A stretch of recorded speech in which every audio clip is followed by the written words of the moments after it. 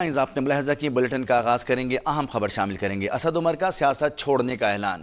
Tweet میں کہا، ایک دہائی سے زیادہ عوامی زندگی کے بعد میں نے سیاست کو مکمل طور پر چھوڑنے کا فیصلہ کیا ہے، جیسا کہ میں پہلے بھی عوامی سطح پر کہہ چکا ہوں کہ میں ریاستی اداروں کے ساتھ تصادم کی پالیسی سے متفق نہیں ہوں، اور ایسی پالیسی ریاستی اداروں کے ساتھ شدید ٹکراؤ کا باعث بنی ہے جو کہ ملک کے مفاد میں نہیں ہے۔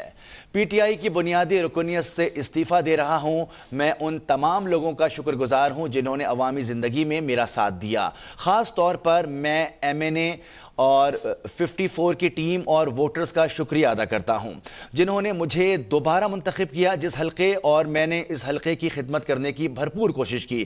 اللہ پاک پاکستانی قوم پر اپنی رحمتیں نازل فرمائے۔ اسد عمر نے سیاست چھوڑنے کا اعلان کر دیا۔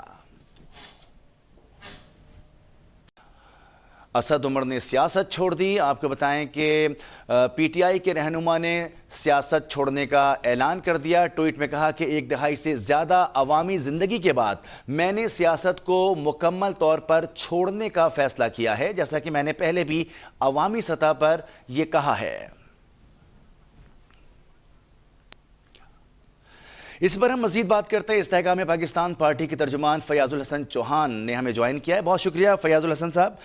اسد عمر نے سیاست چھوڑ دی اور واضح کر دیا کہ ایسی سیاست جو اداروں سے ٹکراؤ کا باعث بنے، اس کا نہ وہ متحمل ہو سکتے ہیں اور نہ وہ ایسی چیزیں وہ پسند کرتے ہیں۔ بسم اللہ الرحمن الرحیم۔ دیکھیں، بڑے افسوس کا لمحہ ہے آج کہ ایک ایسا ڈیسنٹ شخص، ایک ایسا پروفیشنل شخص، ایک ایسا باصلاحیت فرد کہ جس نے کارپوریٹ سیکٹر کے اندر اپنا آپ منوایا ہو، جس نے پھر پارٹی کے اندر بھی اور پھر بینگ منسٹر بھی ہے بڑے احسن طریقے سے ساری چیزیں چلائی ہوں اور اپنا صلاحیتوں کا سکہ منوایا ہو، لیکن چیئرمین تحریک انصاف کی دہشت گردانہ پالیسیز کی وجہ سے، انتہا پسندانہ پالیسیز کی وجہ سے آج انہیں سیاست چھوڑنی پڑ رہی ہے۔ میں آپ کو سچی بات بتاؤں اور مجھے بڑا دکھ ہو رہا ہے۔ بہت کم جناب پی ٹی آئی میں سے رہنما تھے کہ جن کو میں آپ کو سچی بات کروں، ٹھیک ہے کہ یہ سیاسی کارکن نہیں تھے، یہ کوئی بائی برتھ سیاسی کارکن نہیں تھے، یہ کوئی سیاسی سٹرگل کر کے جناب پولیٹیشین نہیں بنے تھے، لیکن یہ باصلاحیت انسان تھے، ایک غیر روایتی قسم کے جو پولیٹیشین، یہ وڈیرے جاگیردار سرمایہ داروں کے خاندانوں سے نکل کر جناب نسل در نسل سیاست کرنے والے خاندان، یہ ان میں سے نہیں تھے۔ تو مجھے تو بڑا دکھ ہوا ہے، لیکن کیا کریں، ان کے لیے بھی رستے سارے مسدود۔ 9 مئی کے واقعات اور تحریک فساد فی الارض جو پچھلے 1.5 سال اپریل 2022 سے 9 مئی 2023 تک چلائی گئی، اس نے تو بڑے بڑے گھر اجاڑ دیے ہیں، سیاستیں اجاڑ دی ہیں، خاندان اجاڑ دیے ہیں، معاش اجاڑ دیے ہیں۔ میں ابھی دفتر میں بیٹھا ہوں، خدا کی قسم لوگ آ کے میرے سامنے 4-5 لوگ روئے، یار ہمارے گھر تباہ ہیں، کوئی پیشیاں بھگت رہا ہے، کسی کا پیارا جیل کے اندر ہے، کسی کی پیاری جیل کے اندر ہے، کسی کی ماں، بہن، بیٹی، بزرگ، جوان، باقی جو لوگ بچے ہیں وہ باہر تھانوں میں اور جیلوں میں اور کچہریوں میں کھجل ہو رہے ہیں۔ کوئی ریڑھی لگانے والا تھا بیچارہ، اس کی ریڑھی بند ہے، کوئی چھابڑی لگانے والا تھا، اس کی چھابڑی بند ہے، کوئی درمیانے درجے کا یا کوئی کاروبار کر رہا تھا یا جاب کر رہا تھا، وہ جاب بند ہے۔ اور جناب چیئرمین تحریک انصاف اندر دیسی بکرے، دیسی انڈے، دیسی مرغی، دیسی گھی سائیکل ملی ہوئی ہے، 10 انگلیاں گھی میں ہے، سر کڑائی میں ہے، موج ملگا دی، ہم تم ہوں گے ساون ہوگا، رقص میں سارا جنگل ہوگا والا ماحول، اور لوگوں کی زندگیاں تباہ۔ تو اسد عمر صاحب نے، میرا خیال ہے کہ وہ سمجھ آ گئی کہ اب تحریک انصاف کے پلیٹ فارم سے اور اس قسم کی صورتحال کے اندر چیزیں مشکل ہیں، لیکن مجھے بہرحال افسوس ہے کہ ایک اچھا انسان، ایک اچھا سیاستدان، وہ بیچارہ جناب اس انتہا پسندانہ سیاست کی نظر ہو گیا۔ اچھا، بیشتر لوگ ہم نے دیکھا جو پی ٹی آئی کو چھوڑنے کے بعد استحکام پاکستان پارٹی میں شامل ہو گئے، انہوں نے سیاست چھوڑنے کا فیصلہ کر لیا، اتنے زیادہ دل برداشتہ ہو گئے؟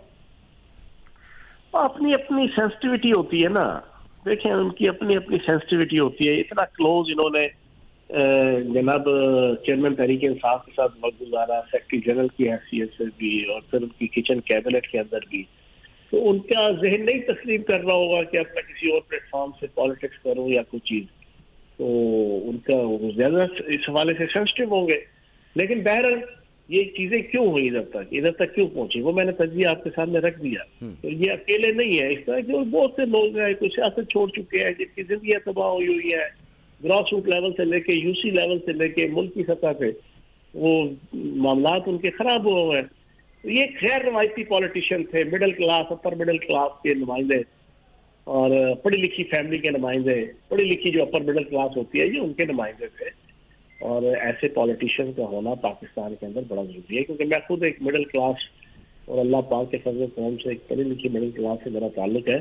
میں تو ہر اس پالیٹیشین کو عزت کی نگاہ سے دیکھتا ہوں کہ جو باپ دادا کے نام پہ، سرمایہ کے نام پہ، جاگیروں کے نام پہ، وڈیروں کے نام پہ جو کم از کم سیاست میں اپنا نام نہیں بناتے، میں ہر اس سیاستدان کو اپریشیٹ بھی کرتا ہوں، چاہے وہ کسی پولیٹیکل پارٹی کے اندر ہو. تو اسد عمر صاحب بھی ان میں سے ایک تھے.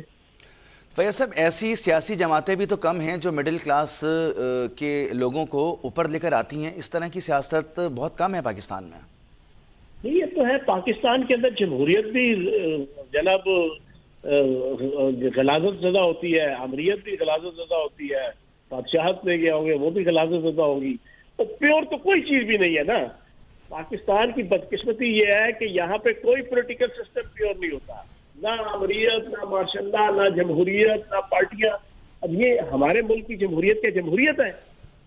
یہ تو عجیب دادی ماسی بیڑا ہے. یہ تو بدنام زمانہ ایک پتہ نہیں کون سا کلچر ہے. آپ جائیں نا یورپ، امریکہ اور برطانیہ سے جہاں سے آئی ہے جمہوریت، وہاں پر جناب آپ کی پولیٹیکل پارٹیز کے اندر یو سی لیول سے لے کے ڈسٹرکٹ لیول سے لے کے اسٹیٹ لیول سے لے کے ملک کی سطح پہ، صوبے کی سطح پہ پراپر الیکشن ہوتے ہیں. ان الیکشن کے ذریعے سے لیڈرشپ اوپر ابھر کے آتی ہے. اور الیکشن بھی یہ دکھاوے کے الیکشن ہمارے نہیں ہوتے جو ہماری پارٹیوں کے اندر دکھاوے کے الیکشن کروائے جاتے ہیں. وہ پراپر جینون الیکشن ہوتے ہیں، وہاں سے لیڈرشپ ابھر کے آتی ہے. ابھرتے کوئی بارک اوباما جیسا. استحکام پاکستان پارٹی کے ترجمان فیاض الحسن چوہان گفتگو کر رہے تھے.